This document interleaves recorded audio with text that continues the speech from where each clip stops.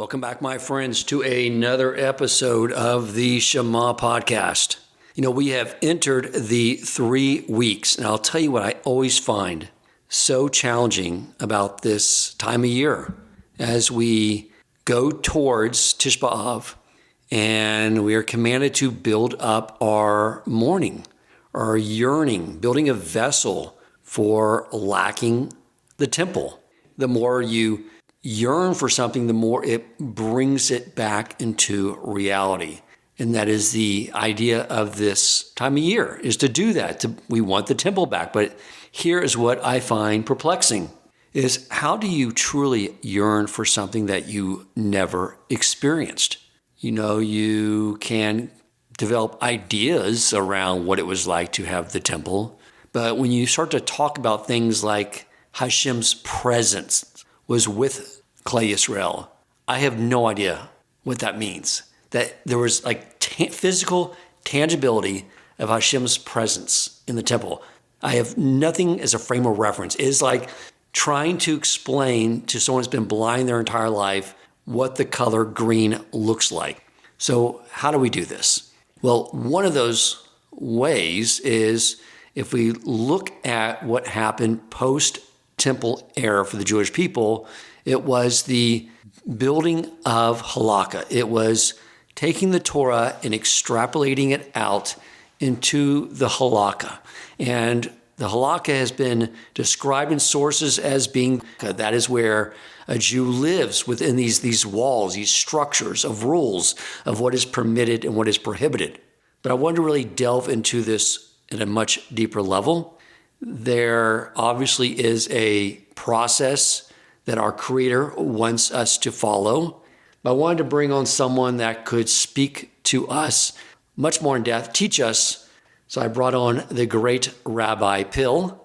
And I will tell you why I think he's so perfect for this topic is because not only does he have the Torah smarts real good, but he also has the constitutional law smarts real good, as he is also a constitutional law professor.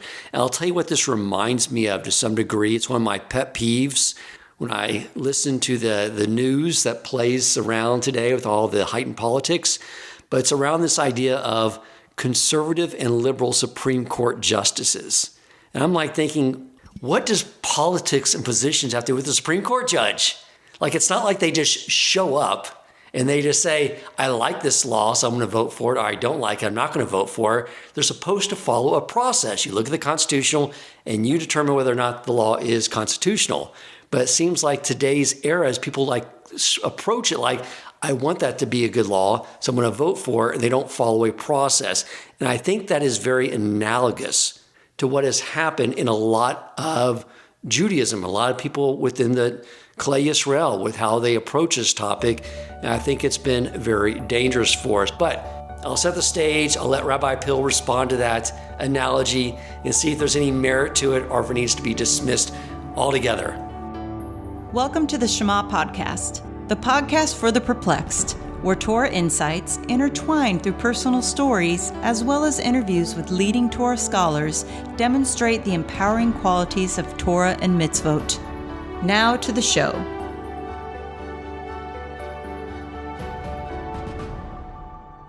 Rabbi Pill, welcome to the show. Hey Dan, how are you? What do you think of that analogy as the way people talk about conservative, liberal? What does that matter for a Supreme Court judge? You look at the Constitution, is it constitutional or is it not constitutional? And is that analogous to what's happened in a lot of Judaism where people say, I want this to be true, so therefore it will be true, and they're not following a process? Oh boy. I don't want to get stuck going down a giant constitutional law rabbit hole because we could talk for hours just about that, the analogy, without ever getting to halacha. Okay. But my view is very, very strongly that no, that's not actually how Supreme Court judging works. It's not how it's supposed to work, but it's also not how it actually does work. Chief Justice Roberts during his confirmation hearings very, very famously said, and it's become a meme. It's become, it gets quoted all the time. He said, "My job is to call balls and strikes." right? Which is sort of like what you're saying. Yeah. You look at the Constitution and you decide, is this consistent with the Constitution or is this incompatible with the Constitution? That's not how it works. Constitution is an intentionally very vague and ambiguous document, intentionally so. Everybody who's serious about it understands that the Constitution needs to be interpreted. Everybody who has an ounce of humility in them understands that the Constitution is a complex document that points in many different directions, because the framers of the Constitution believed and thought many different things, all of which got inserted into the Constitution in order to get it passed and get enough approval to get it passed and adopted. And so, yeah, sure, the job of the judge is to look at the Constitution and say, is this law consistent with the Constitution or not? But deciding what the Constitution actually says is not at all simple. Not at all simple. The Constitution itself doesn't say how to decide what it means. It doesn't give us any tools, specifically in and of itself, any tools about how to interpret it, how it's supposed to be read, how it's supposed to be interpreted. So deciding how to interpret the Constitution is something that is a decision that has to come from outside of the Constitution. So different judges with different ideas about law, different ideas about what the Constitution is and how it's supposed to function, and different politics, because judges are human, and they should be. We don't want robot judges. So they exercise judgment and make decisions about how law is supposed to be interpreted, what the Constitution is about, and what it's trying to accomplish, and therefore how should it be interpreted in line with that? Where does its meaning lie? Does it lie in its text? Text read how? Text read according to what meaning, under what era? Does its meaning lie in history? Does its meaning lie in its policies? Does its meaning lie in the structure? And so on. All of those are open questions. And judges with different, judicial philosophies and different takes on how to read law or how to understand law or what law is all about and how it functions, read the Constitution differently based on necessarily things that come before they ever open up the Constitution. If we take that to halacha, right? Right. If we take that to halacha, then, is halacha a similar process, or is halacha about calling balls and strikes, right? Right. So I said to you offline when we were chatting about this topic that I was under the impression that Hashem sort of gave us a crackerjack decoder ring. Like, here's the Torah. Now, here's the set of rules. Now, you can use those rules and extrapolate the Torah into every situation. So if you program it in perfectly, remove the human emotion and bias, you'll know exactly what to do in every single situation. However, when you're reading and studying Gemara, quite often it says, we don't know. We'll wait for Eliyahu to come and tell us what to do in the situation, right? So it's obviously we're lacking the decoder ring, or maybe Hashem did not actually give us this black and white decoder ring for identifying how Torah applies in all these unique situations. So as in constitutional law, so too to halacha, in the following sense. There are some great rabbis, great scholars of halacha, great poskim, the greatest, who have said exactly what you're saying, that God gave us the magic decoder ring. And if we know how to use the magic decoder ring properly, then it gives us the right answer for every situation we will ever encounter in life. Hafochvo v'hafochvo dukulobo, turn over the Torah again and again, and everything is in there. Everything is in there. So there are certainly voices within our tradition, prominent voices, the most prominent voices, the Rambam and others, who have taken essentially that position, that Torah is the magic decoder ring. And if you know how to use it correctly, it will give you the right answer for every scenario that it will ever happen in the world. Every situation you will ever face. Know how to look at it through know how to use the decoder ring, identify the decoder ring, right? And make sure you're picking up the right decoder ring as opposed to the wrong decoder ring. Know how to look at it, make sure you're looking at the right thing, and it will give you the right answer. Even those who have said that, however, the Rambam in particular, also acknowledge that might be true in theory, but in the real world in practice, maybe that was once upon a time true, perhaps. It's certainly not been true for thousands of years. And why is that? Is that just the diminished intellectual abilities of mankind? So diminished intellectual abilities of mankind is part of it, right? Part of it is, the decoder ring only works, first of all, if I have the correct decoder ring. And there are lots of decoder rings out there, right? Meaning there are lots of things that look, sound, and act like Torah, the magic decoder ring, but which actually aren't, right? How do I know what the real decoder ring is? Doesn't the Torah state and explain? Is there a place where it says, here's how to extrapolate Torah? Here's how to extrapolate Torah in the sense of here's the book. Here's the text of the book. The text of the book is the written Torah. The written Torah needs an oral Torah in order to explain it. So if I have the correct oral Torah, assuming there is a correct oral Torah, if I have the correct oral Torah, I have the decoder ring. The Torah then tells us, well, how do you know if you have the correct oral Torah, the correct application of the written Torah to a situation? The Torah says, go to the judge will be in your days, and they'll tell you what to do. Well, that's good if there's only one judge, or there's one supreme judge who has the final authority to tell you this is the decoder ring, and the other opinions about what the decoder ring is are wrong. But when there is no such singular judge, when there are many different judges, many different opinions, how do I know which decoder ring is the actual decoder ring? Additionally, I have to be looking at the right thing, right? If I point the decoder ring at the back of the cereal box, I see the code. If I point the decoder ring at my textbook, I don't see the code. Or I point the decoder ring at your face, I don't see anything. So I have to actually be looking at the thing I'm supposed to be looking at. In the real world, how do I know which things I'm supposed to be looking at in order to use the decoder ring properly? In other words, think of it this way. The Maharal, the Rabbi Yehuda Loew of Prague, who lived in the 16th century, he makes this point very strongly. He says, when it comes to halacha, facts matter, right? I'm applying the decoder ring to a set of facts. Right. Which of the facts are the important ones that I'm supposed to look at? Okay. Am I supposed to, right? If I have a question about stirring my chicken soup with a dairy spoon, which are the relevant facts? Well, the spoon is dairy. Does it matter when it became dairy, when it last became dairy, when it was in touch with dairy, how much chicken soup is in the pot, what's the pot made out of, what's the spoon made out of, what kind of food is in the soup? Is it spicy food? Is it not spicy food? What day of the week is it? Is it Friday afternoon, an hour before Shabbos, or is it a Monday morning and I can always whip up another soup for dinner and if not, order takeout? Are there guests coming for dinner and eating this soup or they're not? Which of these facts are important, right? I don't know. I have to be looking at the right facts with the right decoder ring in order to get the right answers, even according to those who think there is a decoder ring.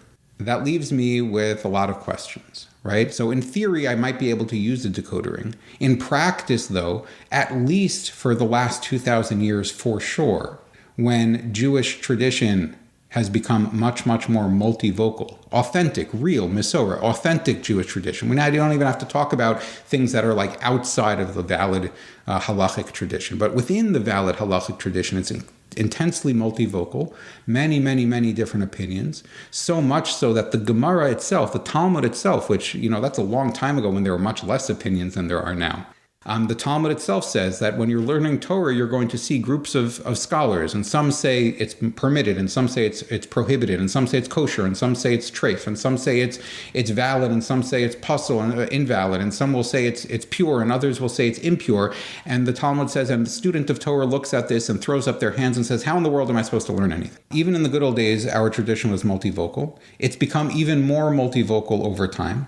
Is that because of less scholarship, more technology, more situations applying more applications, all the above? All of the above, plus the increasing democratization of society and knowledge and halacha in general, which means there's less hierarchy. Right? Once upon a time, there was Moses. Right?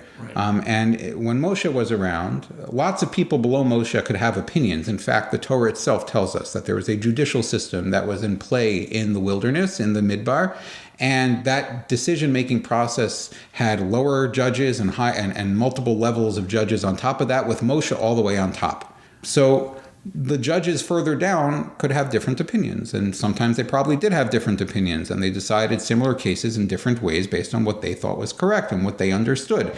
And sometimes cases would trickle up to Moshe. When Moshe said this is the right answer, everyone had to fall in line because there's only one Moshe, and his opinion is final. Right? Doesn't that happen though today? I mean, because I know I've had some situations over the years, even before I moved to this community, where things come up, and I would ask like Rabbi Yokov will be, and he's like, I don't know the answer. And he was like, let me ask my rabbi. And I said, he doesn't know. And it would tell me, like, it would go up to, multiple levels to someone in Israel that has authority on that area. Right. And then they send the answer back to me. Sure. And there's probably 5 other authorities on that area out there that are at the top level who probably have some different opinions. Okay, got it. Especially if the question is a hard one. And if so many people didn't know the answer or didn't want to take responsibility for the answer, no doubt it was a hard, complicated question with serious considerations at play that required hard, what's called in halacha, shikol hadas, weighing of opinion, weighing of perspective, right? Meaning I have to weigh things. There's no clear-cut answer here. If it's a clear-cut answer, Rabbi Yaakov Wolbe would have given you an answer because it's easy. It's a clear-cut answer, and he can do much better than even clear-cut answers, right? Yeah. But if so many people don't know, it's a hard question. Hard questions mean that that you're weighing considerations. And if you're weighing considerations, there are lots of, there is no Supreme Court, there is no monopoly on halachic opinion. Maybe the way we should approach this, because to me it is very confusing. It's like, to me, the way I always sort of looked at it, because I guess the way my mind is naturally gravitates towards, is that Hashem, he created a heavenly world, and he has this entire infrastructure running up there in this spiritual dimension, running like clockwork, according to his laws, right? And he gave us a Torah and said, now apply these laws down in your world. And, and he gave us a structure to see if we can actually, with free will and all the resistance we have, the angels do not have, can we apply his law and live according to his will here in the same way? So that there'd be very clear, permitted, prohibited, what Hashem wants of us, what he doesn't want from us. It sounds like it's much more murky. Can you maybe tell that story? I don't remember the rabbis involved, but it has something to do with the whether an oven was kosher. And the heavens basically said that this one rabbi was right, but since he was the minority, he was wrong. So, and maybe that we start off with that story, that might seem an angle to like what Hashem is what he wants us to do with all this. Right. So there's a couple such stories in the Talmud. The one you're referring to, which is known as the story of the Tanur Shel Achnai, of the oven of Achnai. Achnai was a person who owned an oven. It's a very, very famous story. It's quoted all over the place in Jewish sources, in secular sources about Judaism. It's a very, very famous story. Of all the things in the Talmud, I imagine it might be the most oft-quoted thing out there. Okay. And the story basically goes that the rabbis are having a dispute over the status, the legal status, the halachic status of an oven.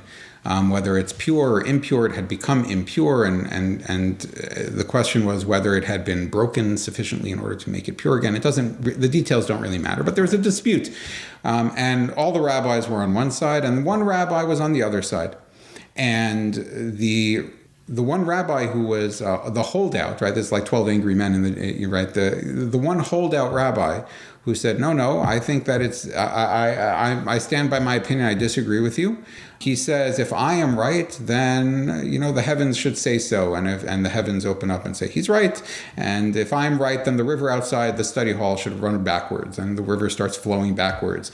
And if I'm right, then the study hall should collapse on top of us and the walls start to fall down on top of them. And he says, if I'm right, then the walls should stop collapsing on top of us. And they stop exactly where they were.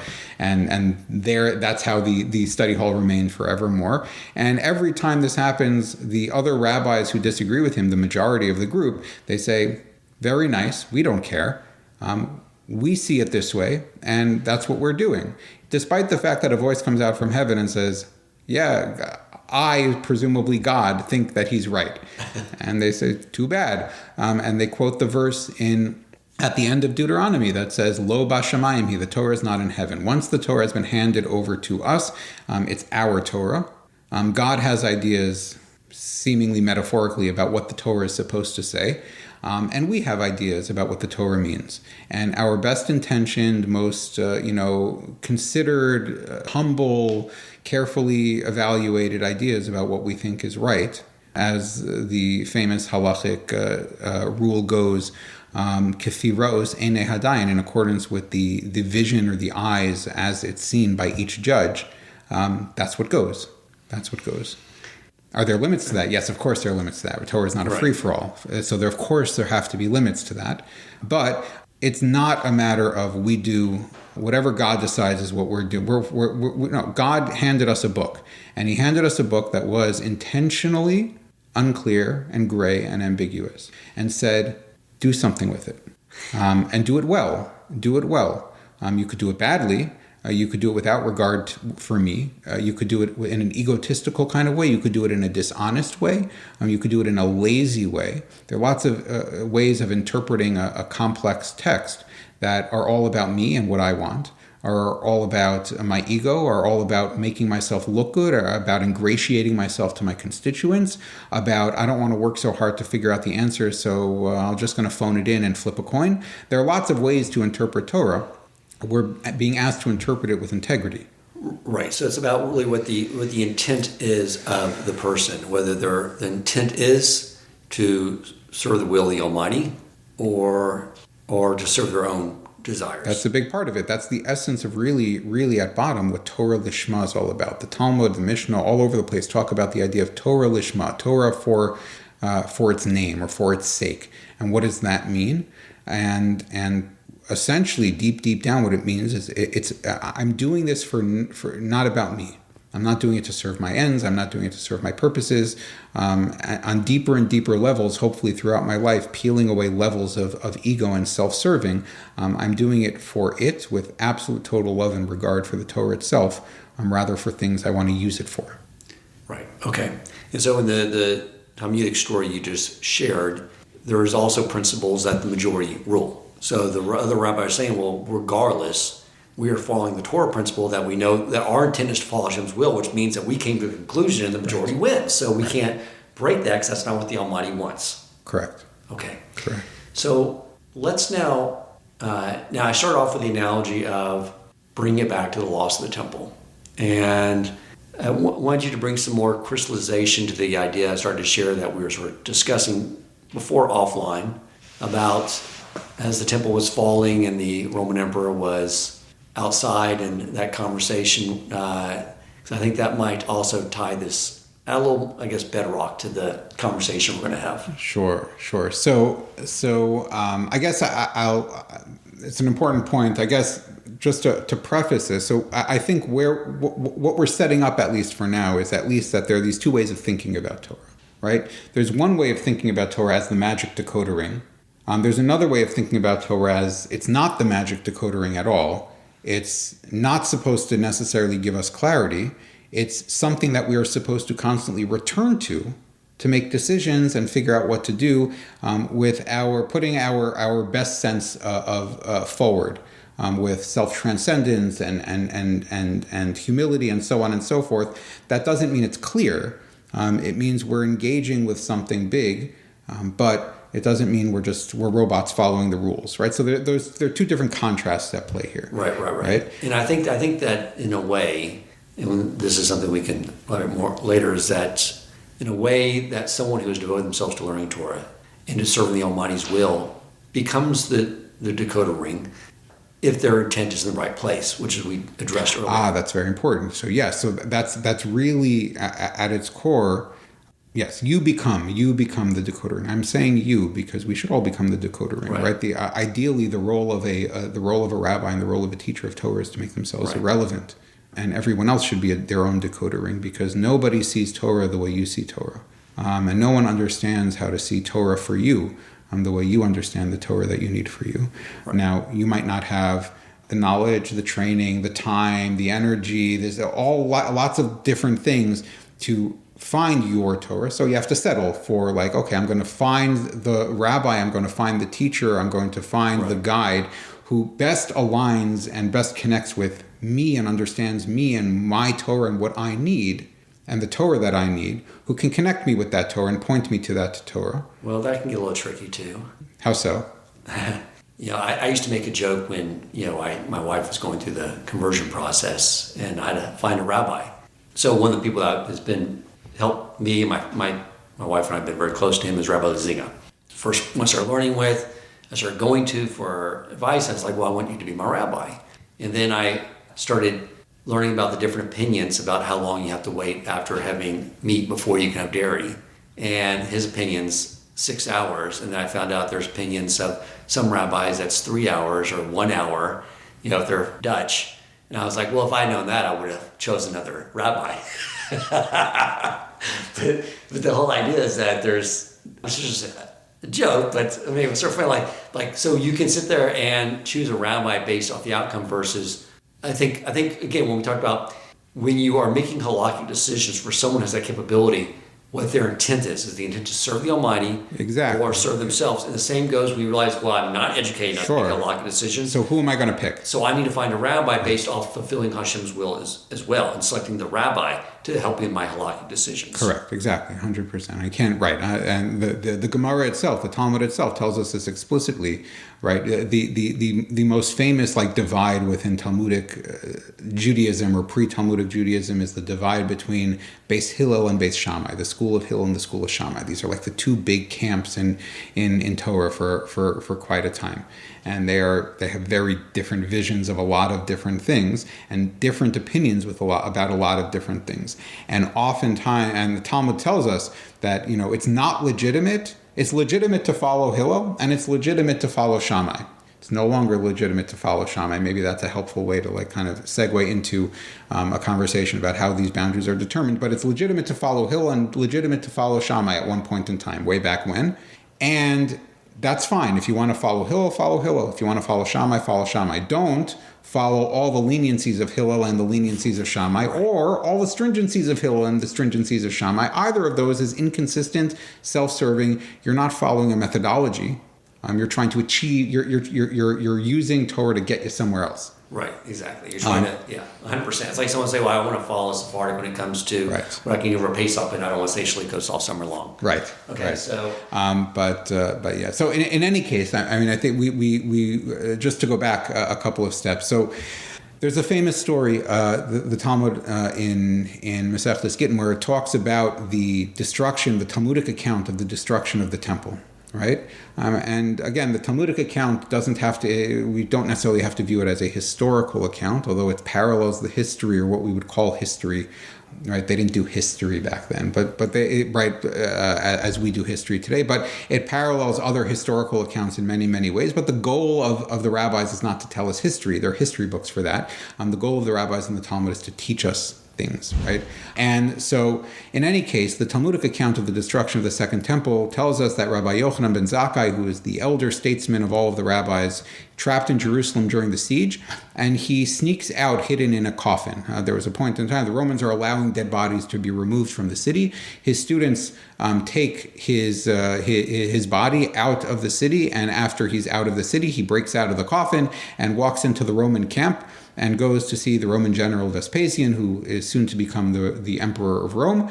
And Vespasian asks him, wow, you're very brave. That's a very impressive feat that you just did to escape from the city. What do you want? Anything you want, I'll do. And Rabbi Yochanan ben Zakkai does not ask for the temple, and he doesn't ask for Jerusalem to be spared.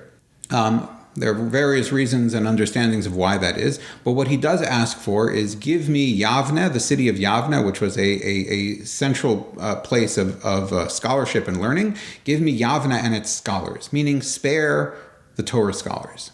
Spare the Torah scholars. Destroy the building, destroy the city, destroy the politics, destroy all of the political factions that are at civil war with each other inside of the city. Tear it all down, if that's what you're going to do. But spare the Torah itself, spare the scholars. Now, who are these scholars?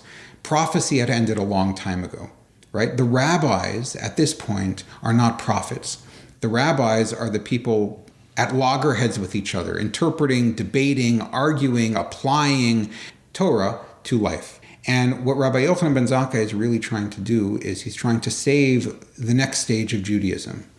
Judaism is now going to develop from a way of life that's centered on the Beis HaMikdash, on the temple in Jerusalem, on a place, on a country, on a building, on a set of rituals that are taking place in the building. It's now going to become defined by, of course, halacha always existed, mitzvos always existed, but mitzvos did not exist the way they exist now. The Zohar talks about this explicitly, right? Meaning there was no Mishnah in this first temple period. The Mishnah only appeared, and the Talmud only appeared much later on. Why is that? Because it wasn't the right time for those things to develop yet. Well, we had it. It was poorly.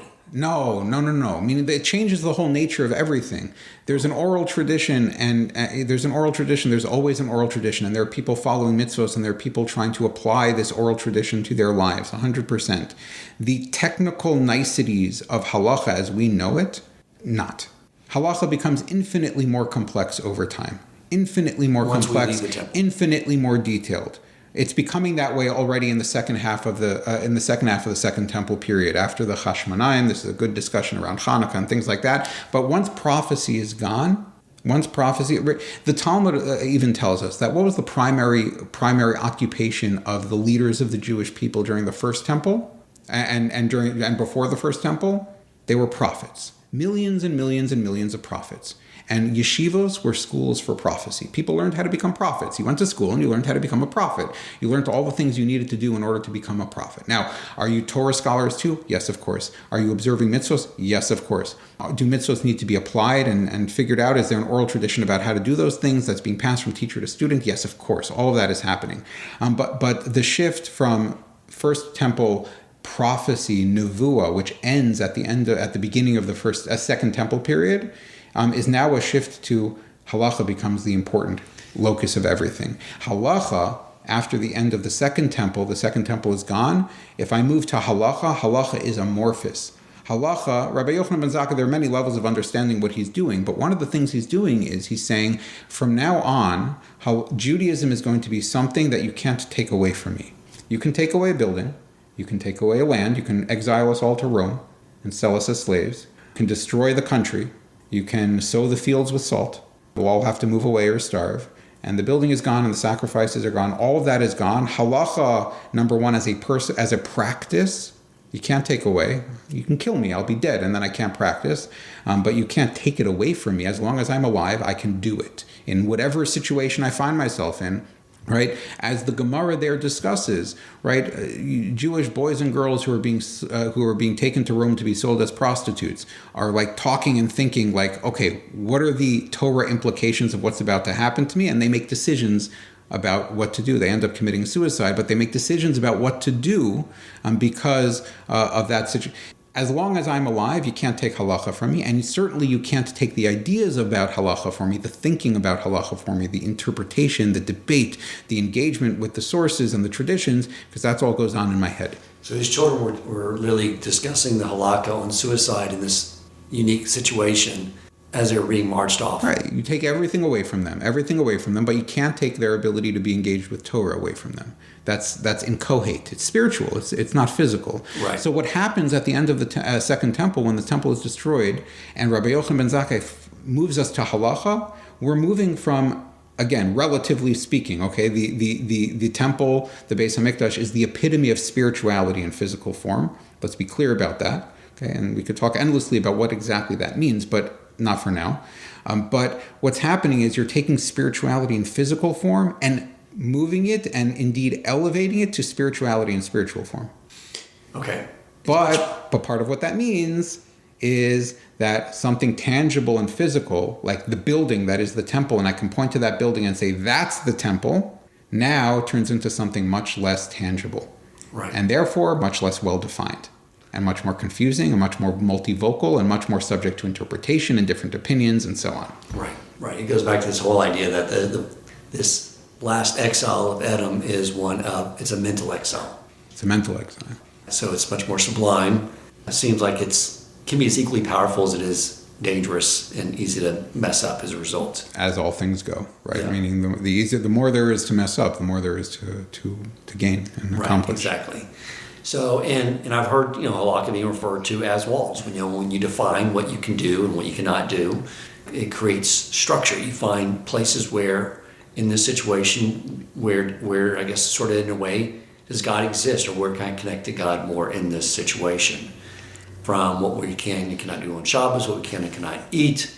Right. It structures our relationship. I don't like walls as much. Right. I don't like walls as much because they imply separating me from the thing that's on the other side of the wall, and trapping me inside of the wall. But it structures our relationship with God, right? In order to have a real relationship with someone, you can, in the context of human relationships, right?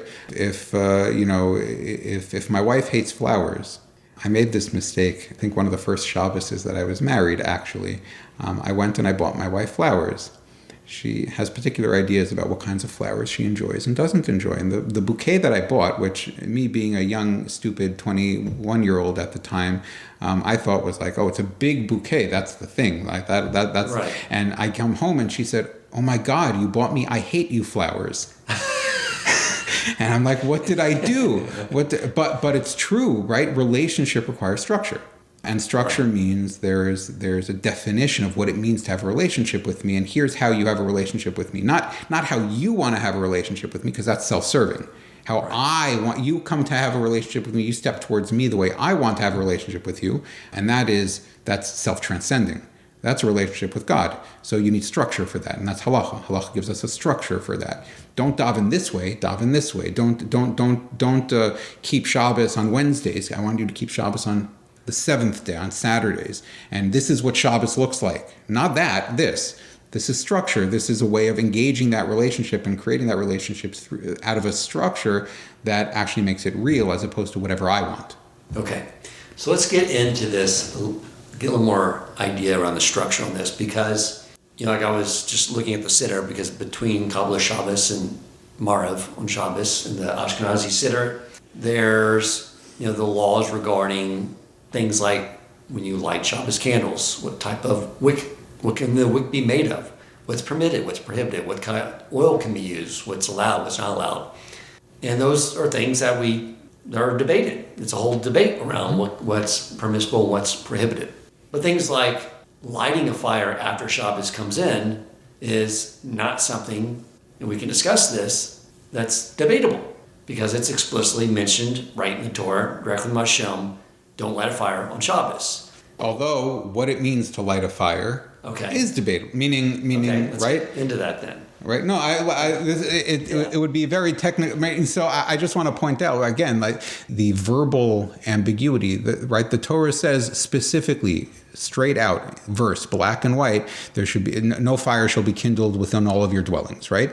But what does it mean to kindle a fire? Right. Does it mean to blow some air onto an already kindled fire? The rabbis say yes. The Talmudic rabbis say yes.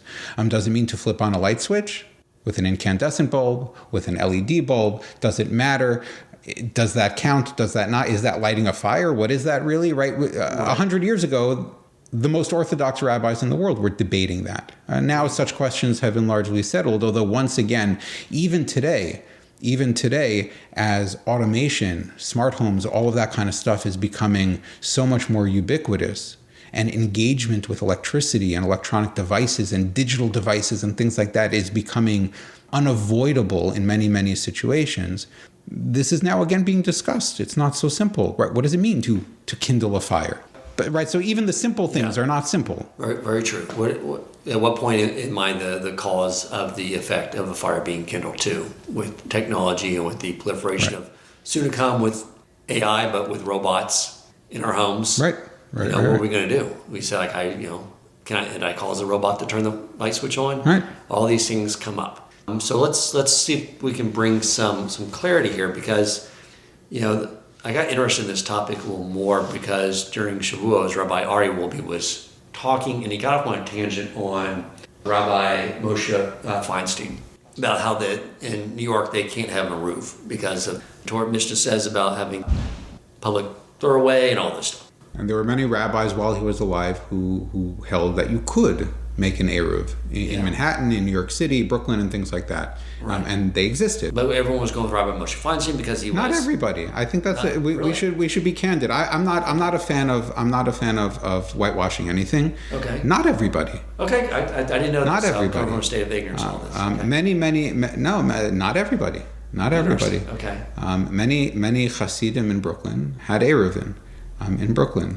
And their rabbis, their poskim, their halachic authorities, some of them, again, had their rabbis and their poskim and their halachic authorities for various technical, complex reasons, which we're not doing a class on the laws of Eruv right now, but disagreed on various points with Rabbi Feinstein for various reasons.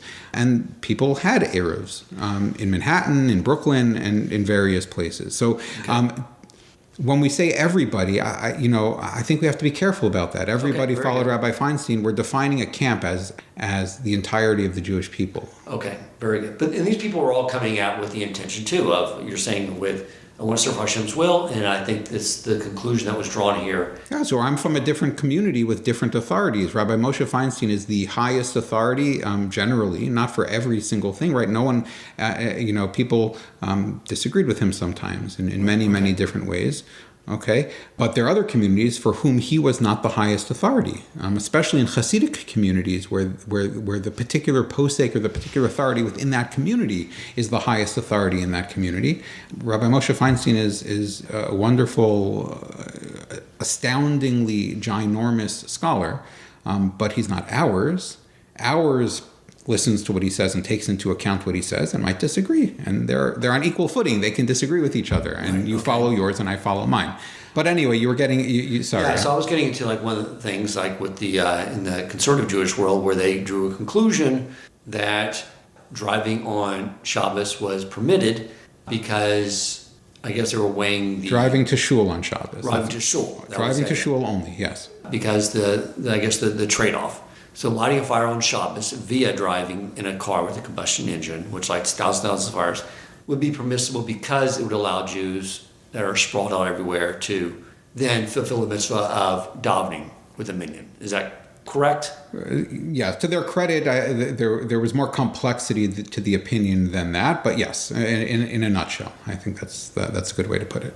Is that something where there's grounds to what they're saying? I mean, is there a structure in the Torah that we can weigh, okay, you can't light a fire, and that's a negative mitzvah, and there's a positive one to daven with a minyan, and now everyone's spread out, so the only way to facilitate the positive mitzvah is to violate the negative mitzvah. Does Torah allow that? Good. Okay, so can I if you don't mind, I want to slightly reframe the question a little bit differently. I think really what we're trying to get at, or what that question is really about, is how do we understand why, from my perspective or from your perspective or from the broad Orthodox perspective, it is legitimate, now I might not do it, but it's legitimate or not legitimate to carry with an Eruv in Manhattan, let's say. Right? I think Rabbi Moshe Feinstein is right. I would never carry with an Eruv on Shabbos. Does somebody who has their rabbi, Hasidic rabbi, or various other rabbis who permitted carrying within an Eruv, are they not Shomer Shabbos? No, God forbid. They're Shomer Shabbos. I would never do what they're doing. I don't think it's correct. I actually think it's violating Shabbos, but I won't go so far as to say they are violating Shabbos. Those two opinions, Eruv, no Eruv, Chalav Yisrael, not Chalav Yisrael, milk, right? And countless others are subject to legitimate differences of opinion, all within the scope of these are valid interpretations of Torah. But then if you ask me, can you drive to shul on Shabbos, like the conservative Teshuvah says, no, can't do that. That's not a legitimate opinion in Torah. That's not a valid halachic opinion. You're not relying on something that you're allowed to rely on. So what's the difference between those? I think is really, why is one okay to rely on? Right. Why is a position that an Eruv can exist in Flatbush, which is contrary to Rabbi Moshe Feinstein's view? Why is that a legitimate opinion that you can rely on even if I won't do it, but you do it? Right. Versus driving to shul on Shabbos, that's not a legitimate opinion. I think that's what makes the opinion valid, right? This is a good example of how this works, so we can get more clarity on it. Okay, so this is a big topic, and I think really the answer really has to be gotten at through a little bit of a historical lens, or we have to do a little historical tour in order to understand why this is. But before that, I want to preface by saying two things. First of all, going back to what we started with, we have to understand that Torah, like the Ramban, Nachmanides writes in the introduction to one of his important books on halacha, Torah is not math. Torah is not math, and Torah is not science. Halacha is not math and not science. He writes this explicitly. He says, I'm writing a book on halacha. There are lots of you who are going to have questions and disagreements about what I wrote. Don't throw away what I'm saying just because you can see things from a different angle or have a question or a different opinion. Because Torah is not math and science. It is not subject to absolute proof. It is not about defining absolute reality. Torah is much more like an art, or halacha is much more like an art. And there are opinions this way, there are opinions that way. Different people are going to see the same issue from different angles, and there's going to be differences of opinion. That's number one. I think we have to start with that. Okay. There are those out there who are going to disagree with that statement. I'm hanging my hat on Nachmanides. I think he's valid and on a massive tradition that's built on that idea. But there are halachic traditions that disagree with that and say, no, halacha is math and science. Okay, so I want to just put that out there for the interest of different opinions on right. Again, I don't want to speak with absolutes and say that that's what halacha is. No, there are big traditions in halacha that disagree with it and say halacha is math and science. Right. Okay, but that's not how I see things. That's not how my teachers see things. Very good. So that's not the perspective I'm answering from. The second perspective is that halacha is not secular. That should be obvious, but here's what I mean by that. Yeah. It's impossible to have a real, intelligent, coherent understanding of how halacha works and why certain opinions are valid and other opinions are not valid, simply based on kind of a secular understanding of authority. Okay? Meaning, here's the top judge. We follow their opinion. This is the authoritative book, and for whatever reason, and we follow that book. The only way to really understand how halacha has gotten to where it's gotten to and why certain opinions are valid and other opinions are not valid is to appreciate that halacha is not secular, it is spiritual. There's a spiritual element to halacha. It's not just law like any other system of law. God is at play here. And one of the essential tools in understanding how halacha develops and what remains valid and what has now no longer been valid, or what was once valid and is now no longer valid, is the fact that history develops in a certain way. Certain opinions get developed and picked up and accepted, and other opinions fall away. What was a live and valid opinion 500 years ago has died because the books that it was written in are not printed, or the people who followed that opinion have disappeared, or over time, the vast consensus of people who take halachic seriously have said, that was an opinion, we don't follow that opinion anymore. That means something. God speaks. God is speaking through the practice of the Jewish people and speaking through history and speaking through which books survive time and which books don't survive time and which opinions are live and continue to be practiced and which opinions have long been rejected. That matters. Okay, it seems like this is getting really sort of messy. It is messy. It is messy, which is why, again, going back to halacha is not math and science, we don't speak in absolutes, or we shouldn't speak in absolutes. Okay. I'm reticent to speak in absolutes because it's messy. But there has to be some guardrails to all this because otherwise things can get really where, we can make excuses for everything before you know it, like no Shabbos is being... Exactly, 100%. So let's start with basic guardrail number one. Basic guardrail number one is an opinion in halacha is not valid if it contradicts or is incompatible with a ruling, an explicit ruling in the Talmud. That's guardrail number one. That's our most important guardrail. Okay. Why is it? Okay, right, the Talmud has many, many different opinions and lots of arguments about lots of things. When the Talmud says this is the law, you cannot, even though there was disagreement about it before or during the Talmud, when the Talmud ends a conversation and says, this is the law, end of conversation. After that, none of the opinions that came before that are valid bases for practice anymore. That is the traditional Orthodox position, or that's the traditional position, that's the Orthodox position. The conservative position is that that's much fuzzier. The Talmud itself is not an absolute endpoint. Okay, so that's basically a distinction point. That's an important distinction point. Right.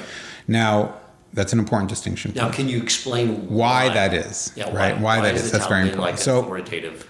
So in the early Middle Ages, the prominent rabbis of the early Middle Ages had different theories about why the Talmud is the absolute authority. Can't go against the Talmud. Okay? Maimonides talks about this, and Rav Sharira Gaon talks about this, and Rabbi Alfasi talks about this, and The Balei Tosfos in France talk about this. Everyone has a different take about why it is that the Talmud is the major sort of tipping point, or the major end point beyond which we don't reach. Okay? Different opinions. One opinion is that those who edited the Talmud, Ravina and Ravashi, two Talmudic sages who lived in the 6th century, they were the heads of the major Babylonian yeshivas. There were two major yeshivas in Persia. They were the heads of the yeshivas. That's where the Talmud was created, really. The conversations among those students and the teachings that were taking place in those yeshivas over hundreds of years. The heads of those academies, the heads of those yeshivas, Ravina and Ravashi, got together and they edited all of this material into the Talmud. Okay, there's still work that goes on after they die as well, and it's not clear exactly how long it continues to go on for, but generally speaking, Ravina and Ravashi in the middle of the 500s, they create what we know of as the Babylonian Talmud. Some say that Ravina and Ravashi, who were the heads of the academies in Persia, where the vast majority of all Jewish scholars then lived, and there was the vast majority. We can't even contemplate how little scholarship there was going on in Europe at that time. None, really. There were some rabbis floating around here and there, but there are rabbis in the land of Israel. But the vast majority of Jews and the vast majority of Jewish scholarship is centered in Persia. They get their academies together, which represent virtually all of Jewish knowledge and halachic knowledge. And they say, here is our book. And the rabbis all say, this is the good book. This is the law. Essentially, they created a court. Together, they comprised a court, and they voted this book as the law. Right? This is like Congress getting together and passing a bill. They passed the Talmud as a bill, and it became the law. Okay. That's one theory. That's one theory. Another theory is much simpler, and that is, this is the book that was accepted by the Jewish people. There are other books out there. There's the Jerusalem Talmud. The Jerusalem Talmud was written in the land of Israel hundreds of years before the Babylonian Talmud. But that book was not accepted throughout the Jewish world as the touchstone for all of Jewish law, the way the Babylonian Talmud was. The Jewish people themselves made a choice. Not like they didn't all get together and vote on it, but over time it became absolutely clear by the early Middle Ages when these rabbis are writing, it becomes abundantly clear that this is the book that we have accepted for ourselves. Could it have been a different book? Could have been. Is there any inherent authority to this book more than any other? No, this book is the opinion of Ravina and Ravashi. But it has become the book for all of the Jewish people. The Jewish people have accepted this book as the halacha. And therefore it is the halacha, and we don't disagree with it. Okay. It's another opinion, right? That's meaning God is speaking through the Jewish people, so to speak, and authorized this book. Another explanation, which is even less formal and less legalistic, is this is a very good book. There's an opinion that says that the reason why the Babylonian Talmud is the halacha, and we don't disagree with it, is because it is the best compendium of the oral Torah that exists. And therefore that's the one we use. What's the difference between these two opinions? One meaning the opinion that said there might have been a better book, but if the Jewish people picked this one, this is the book that sticks. Okay. And the other is that no, this is the best record of the oral law that exists out there. So this is the record that we're going to use. It's more complete than the Jerusalem Talmud. It's later than the Jerusalem Talmud, so it takes into account the opinions in the Jerusalem Talmud, so it's better developed, it's more expansive, it's more complex, it deals with more, so it's a better book, and that's why we use it. But for any of those reasons, the Babylonian Talmud is the first sort of dividing line. After the Babylonian Talmud, you cannot disagree with the Babylonian Talmud. That's number one. Okay. So that already creates some boundaries for opinions, right? So now, after the Babylonian Talmud is accepted, you can't have a valid, in order for an opinion to be valid within halacha, it has to not be incompatible with the Babylonian Talmud. Okay. Now, the Babylonian Talmud, as anyone who's ever learned it knows, is not a simple book. It rarely says, do this. Usually it's a conversation and it's a discussion, and the discussion just ends off. Yeah. Without a conclusion. Right, exactly. Right? So, meaning the Babylonian Talmud leaves lots of room for opinions afterwards. But you have to ground your opinion in the Babylonian Talmud and you can't be inconsistent with the Babylonian Talmud afterwards. Okay. Okay? Okay. So that's one. That's one touchstone. Okay. After the Babylonian Talmud is written in the 500s, halacha now goes through a process of expansion and contraction. So more or less every 500 years, three to 500 years after the Babylonian Talmud is completed, what you have is a book. You start with the Babylonian Talmud, and now everyone is trying to interpret the Babylonian Talmud as their source for Jewish law. What results from lots of people in different communities, in different places, with different teachers, all interpreting the same book? Many, many different opinions. Right. Rabbis in different places are writing different commentaries on the Babylonian Talmud that understand it in different ways. It's a complex text. Rabbis in different places are taking the Babylonian Talmud, applying it to situations, and writing down their understanding of what the law is based on the Babylonian Talmud, and they reach different conclusions. Right. Okay. For many different reasons. So Torah and halacha and the numbers of halachic opinions explodes. Right. This is back like the example I gave of how long to wait after having meat before you can have dairy. All the rabbis around the world had the Talmud. But they all had the Talmud. The Talmud doesn't tell me how long to wait. Right. The Talmud gives me reasons why I have to be careful eating meat and then milk. The meat gets stuck in my teeth, or the fat of the meat or the vapor of the meat remains in my mouth or in my stomach, and so on and so forth. And how do we apply that practically? Right. Because then the Talmud doesn't conclude with, so wait this amount of time. Correct. So everyone's trying on their own to determine that. Correct. Okay. Correct. And by and large, the different opinions about how long to wait often reflect different practices around when do we eat. Do we eat every 6 hours? Do we eat every 3 hours? I mean, what's the normal waiting time that we think of in terms of when a meal is done and digested and gone, and now we can move on to something else? Right. Right? So opinions blow up. Talmud is finished, is completed, let's say around 600 AD. Over the next 400 years, the Talmud is being interpreted all over the world, Europe, Muslim countries, the Far East, Persia, etc., and opinions are all over the place. That creates complexity, that creates uncertainty, and it makes it very hard to follow Jewish law. Number one, because there's so many opinions out there, so if I want to know what to do, who do I follow? Number two, Jewish law is hard to do because the only way to do Jewish law is, or to follow halacha, is to go to the Talmud itself, and the Talmud's a very hard book. Even if you have a copy of it, which is a big deal, especially back then, even if there's a local copy of the Talmud in your city, in your town, learning it and studying it and being able to interpret it and apply it to situations, knowing the entire thing so you know, because it doesn't only talk about one topic in one place, it talks about that topic all over in different places. So you have to know the whole thing in order to deal with any given topic. It's very hard. So in the 900s, 1000s, 1100s, you start to see various rabbis in different places try to create ways of sort of, here's a handbook of Jewish law.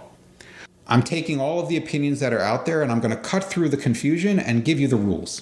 Maimonides does this and he writes a code called Mishnah Torah.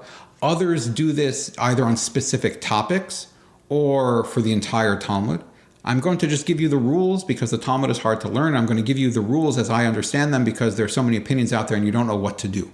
But every time you write one of those books, what happens? That becomes a touchstone for halacha for that community. And not quite like the Talmud, but a little bit like the Talmud, that becomes like the law, right? So meaning in communities influenced, for example, by Maimonides, by the Rambam, when the Rambam writes his code, Mishnah Torah, a code of Jewish law, comprehensive, covering all of Jewish law, in communities that viewed the Rambam as the thing, right? So now what do we study? We study the Mishnah Torah. That's the law. That's the law. Right? So now opinions that are not in the Mishnah Torah or contrary to the Mishnah Torah are now outside, not valid.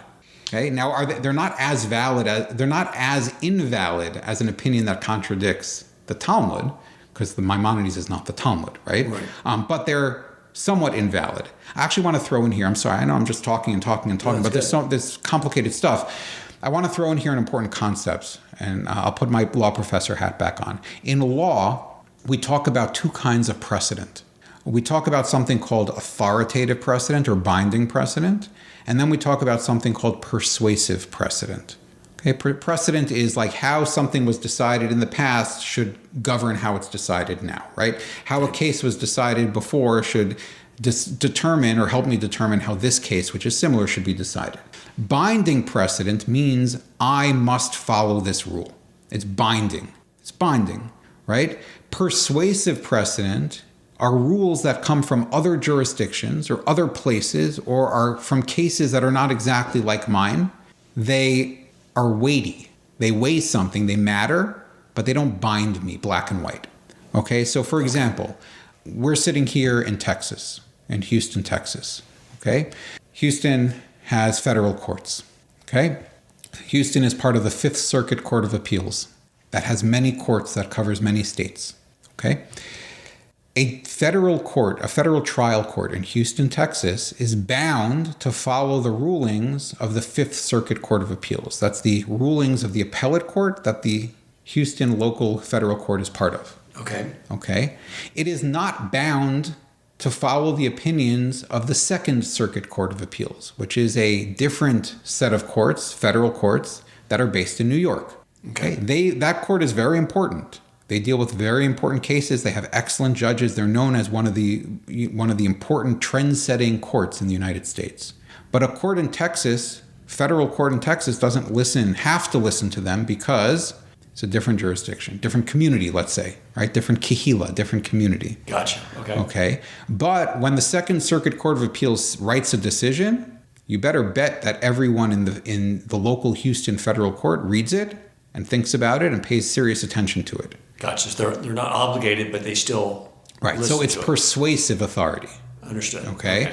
So Maimonides' code, the Talmud is binding authority, right? You must follow the Talmud. You cannot disagree with the Talmud. Maimonides then is persuasive authority. How persuasive? It depends what community you're in.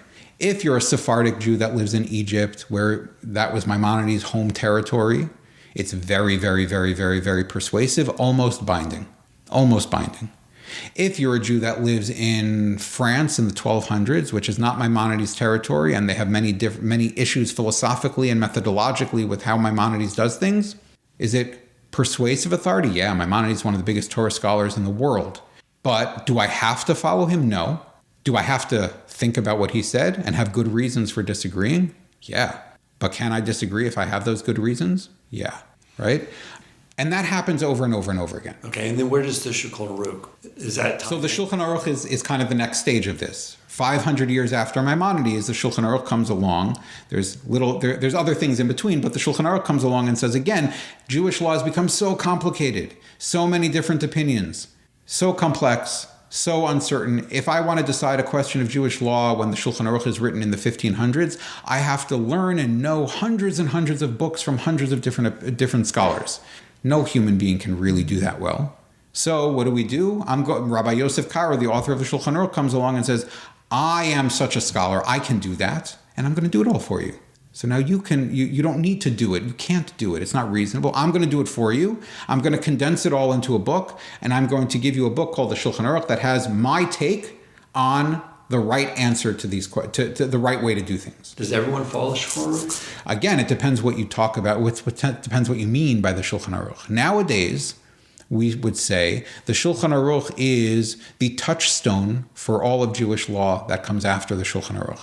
Okay, that's where you start. That's where Jewish law begins. But immediately after Rabbi Yosef Karo writes the Shulchan Aruch in the early 1500s, he's a Sephardic posek living in Israel, from Spain and Egypt, and right, he's from that tradition. Immediately afterwards, Rabbi Moshe Isserlis, the Ramah, writes a commentary on the Shulchan Aruch that says, oh, this is good. You did a good job, Rabbi Yosef Karo, but you didn't take into account the Ashkenazi position seriously enough, and those are important to us. So I'm going to write comments on your book to take account of those, and often I'm going to disagree with you. Okay.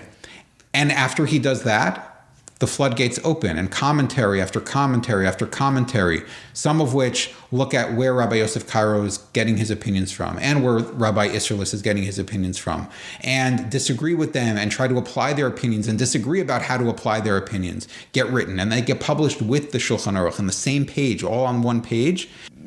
A page of the Shulchan Aruch consists of like 3 lines of Rabbi Yosef Karo's book, and then dozens of commentaries in tiny, tiny type, right?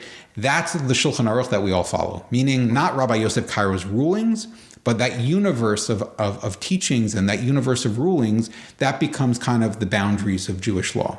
So now if I'm doing Jewish law in the year, if I'm doing halacha, if I'm deciding halacha in the year 2025, I have to there's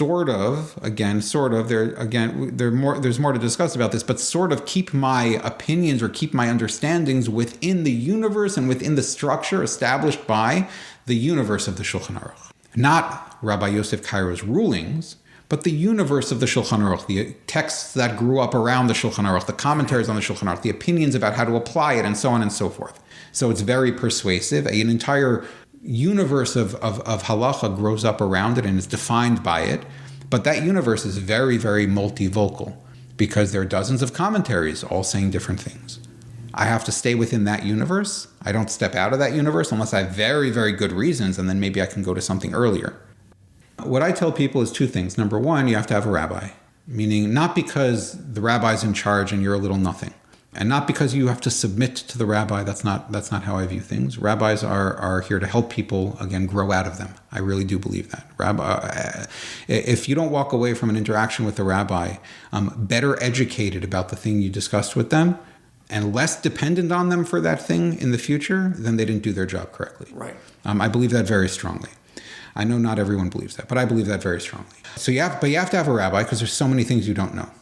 And at the same time, and the rabbi is not going to give you the answer to everything all the time. You can't, right? Every little tiny thing.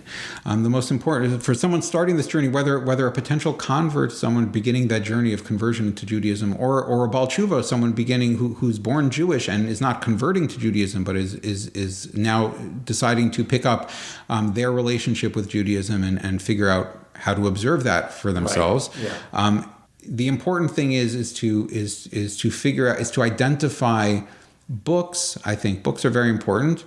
Books that are in the mainstream of what the Jewish community does. Meaning, that's really what this is all about, right? Part of what we're talking about here is that the Jewish community accepted the Talmud. The Jewish community accepted Maimonides and the Shulchan Aruch and other codes. And the Jewish community as a whole accepted the constellation of opinions and commentaries that grew up around the Shulchan Aruch. The Jewish community helps define what is normative and proper in terms of halachic practice. And so what you need to do is you need to find books that represent the practices of the Jewish community that you're going to be in and do what they say. Now, do you always do what they say? No, they're not the Torah. They're a book. Sometimes your rabbi will say, oh, no, you don't have to do that. That's a strict opinion that's in the book, but you don't have to follow that view. Sometimes a rabbi will say, oh, no, you should do something different than what it says in the book, maybe even stricter than what it says in the book sometimes. Your rabbi who you trust as your guide and gives you good reason to trust them as your guide, it will sometimes tweak and say, follow this idea in the book, don't follow that idea in the book. But finding a mainstream book, ideally, especially in English, published by a mainstream publisher in the type of community that you want to be in, whether that's a halacha book written by Art Scroll on the laws of Shabbos, or a halacha book published by Feldheim on the laws of Shabbos, or a book published by Koren on the laws of Shabbos. Those publishers sort of cater to different kinds of communities. Generally, the authors that they're publishing are rabbis who are focused on the practices as they are in particular segments of the Jewish community. You want to be, and this doesn't sound so spiritual, but it's important, and I think it's actually spiritually important. You want to be a normal member of the community that you're choosing to be a part of. You can be a part of whatever Jewish community you want. We have freedom of religion. You can be this community, that community, a right-wing community, a left-wing community, more modern, less modern, whatever, more insular, less insular. Figure out what works for you. Figure out the community of practice that you want to be part of. So many legitimate communities of halacha that exist out there that are within these broader boundaries. Right. Find the community that works for you, and just because you found this one doesn't mean you can never change as you learn more about it and learn more about yourself, but figure out what is normative within that community, what books are normal in that community and regular and routine in that community, and follow what's in those books, subject to the questions you ask and the advice you get from your teachers.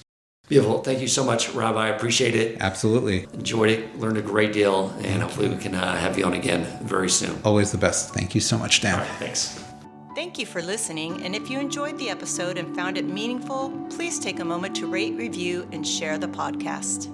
To share feedback, suggest future topics, or ask questions for the host or his guests, you can email him at shamapodcastshow@gmail.com. That is shamapodcastshow@gmail.com, or click the show notes to join the growing WhatsApp community.